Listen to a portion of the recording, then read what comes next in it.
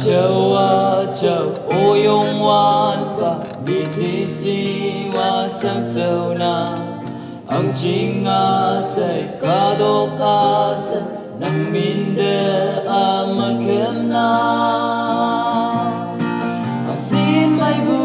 Ang Sin Yung Bu Nang Gan Bu Man Akim Yina Nang Min Yung Nang Kawang at apakawang dikim ng amen, amen, ayin kawang.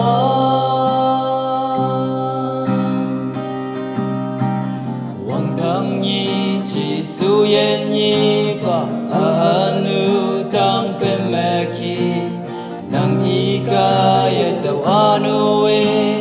kemana nang minyong na ang sin may bu ang sin yung bu nang kan buman akim yina nang minyong na o akawang at apakawang dikim ng amen, amen, ayin kawang. Sunang among hamlong ng sepsi at Atlanta ahanu fay ng menseyo amik fi ng China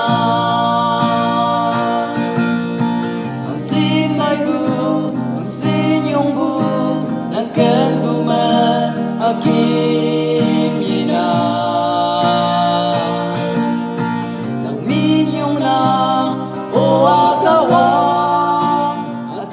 Kawang dikim ng amen, amen, ayin kawang.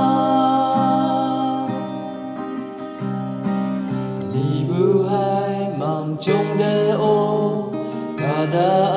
asay ng deket.